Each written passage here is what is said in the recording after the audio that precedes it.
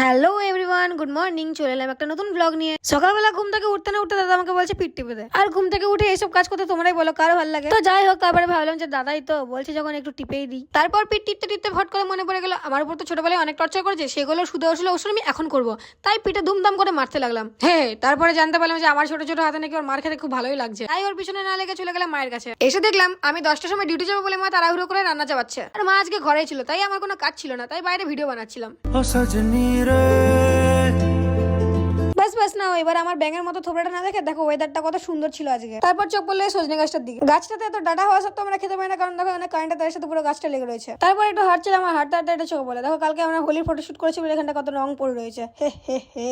তারপর বেশি চষে না বেরিয়ে রেডি হয়ে চলে এলাম ভাত খেতে। এখানে দেখো মা আমাকে ভাত বেড়ে দিচ্ছিল, আর আজকে মা রান্না করেছিল ভাত, আলু পোস্ত আর পাট শাক দিয়ে ডাল। তারপরে এই যে বেরোনোর সময় মাকে করে দিলাম টাটা, আর গাড়িতে চেপে বেরিয়ে পড়লাম ডিউটির উদ্দেশ্যে। আচ্ছা, তোমাদেরকে একটা কথা বলি, আমি তোমাদেরকে আমার ভিডিওতে লাইক কমেন্ট শেয়ার করতে বলছি না বলে কি তোমরা সত্যি সত্যি আমার ভিডিওতে লাইক কমেন্ট শেয়ার কিছুই করবে না? তোমরা হয়তো জানো না আমাদের মতন ছোট ছোট ক্রিয়েটর গুলো তোমাদের একটা মাত্র ভালো কমেন্ট আর একটা লাইকের জন্য কতটা মোটিভেট হই। তারপর ডিউটি ছুটি হওয়ার পরে চলে যাচ্ছিলাম বাড়ি। আর আজকে আমি বাড়ি যাওয়ার জন্য খুব এক্সাইটেড ছিলাম, কারণ আজকে আমার ট্রাইপডটা চলে এসেছে। বাড়ি গিয়ে তো আনবক্সিং করতে হবে নাকি। তারপর ঘরে এসে দেখলাম বিছানার উপর আমার পার্সেলটা রাখা রয়েছে। তারপর জামা কাপড় ছেড়ে ফ্রেশ হয়ে পার্সেলটা নিয়ে চলে গেলাম দাদার ঘরে, আর নিয়ে বসে বললাম আনবক্সিং করার জন্য। চলো আজকে তোমাদেরকে একটা জিনিস শেয়ার করি। এই যে অল্প বয়সে নিজে আর্ন করে নিজের ছোট ছোট স্বপ্নগুলোকে পূরণ করি, এটার যে কি ফিলিংস তোমাদেরকে কখনোই বলে বোঝাতে পারবো না। কারণ আমরা তো মিডল ক্লাস ফ্যামিলির ছেলে মেয়ে, আমরা কখনো নিজেদের ছোট ছোট স্বপ্নগুলোকে পূরণ করার জন্য মা বাবার উপরে চাপ দিতে পারবো না। তারপর ট্রাইপডটাকে খুলে ভালো করে সেটিংস গুলো বুঝে নিচ্ছিলাম, কারণ প্রথমে আমি কিছুই বুঝতে পারছিলাম না। তো চলো ভিডিওটাকে আর বড় করছি না, এখানেই এন্ড করছি। আর ভিডিওটা ভালো লাগলে একটা লাইক কমেন্ট শেয়ার করে দাও প্লিজ।